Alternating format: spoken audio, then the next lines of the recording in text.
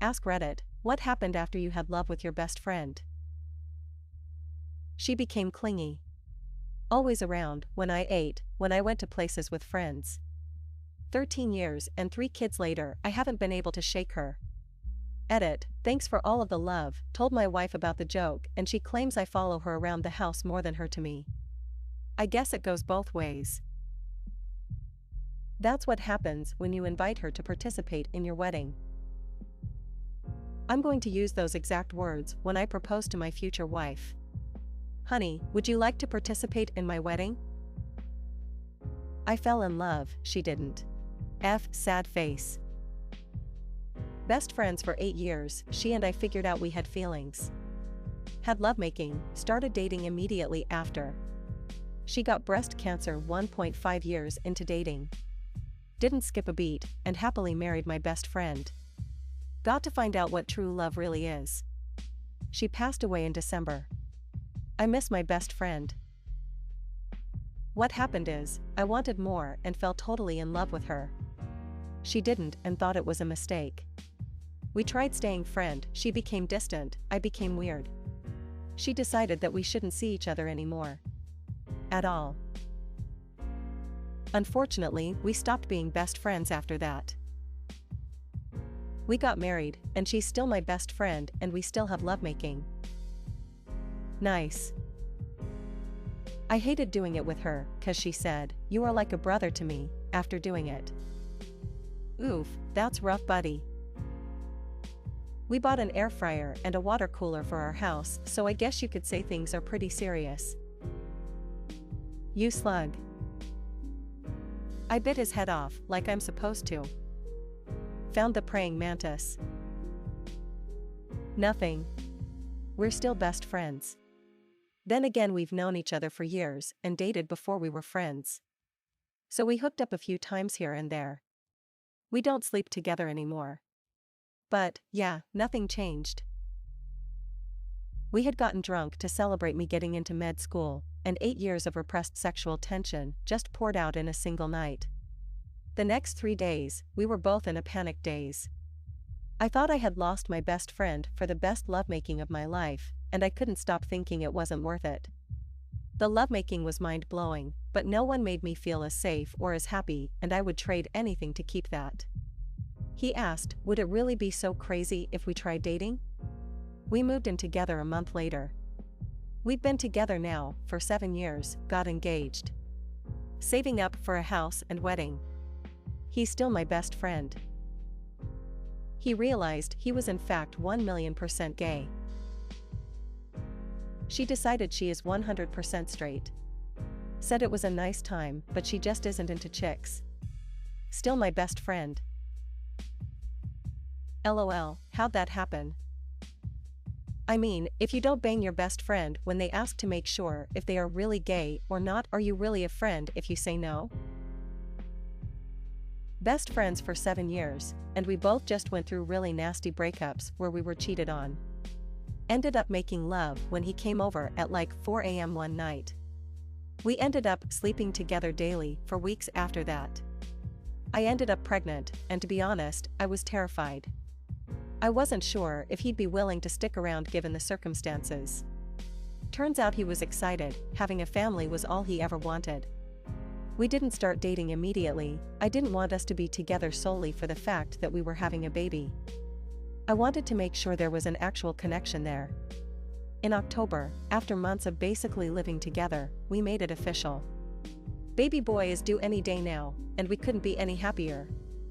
Having him come over that night in June was the best decision I ever made. I dated her, helped deliver her daughter, raised her daughter as mine, and don't regret it.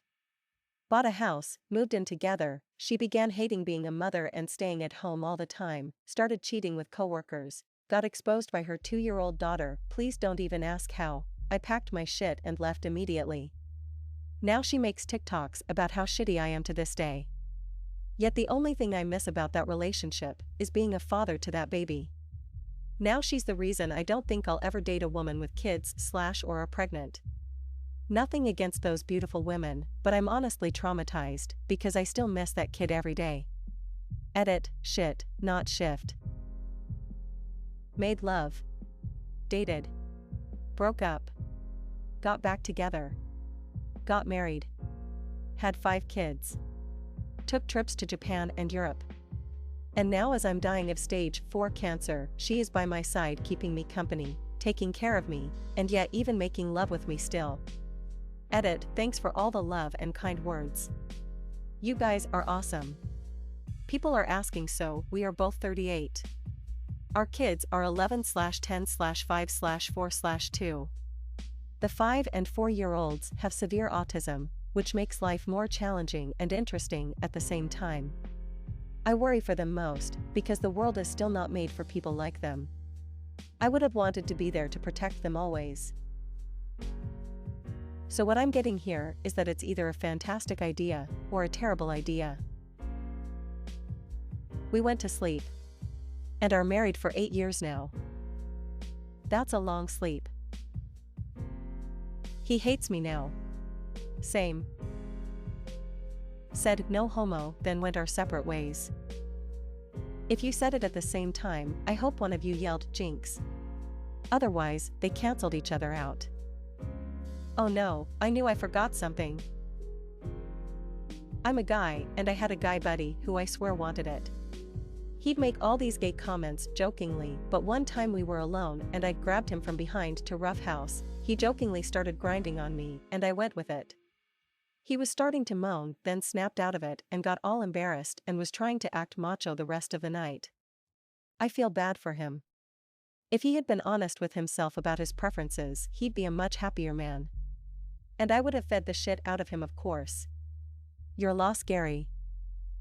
Gary with a silent R.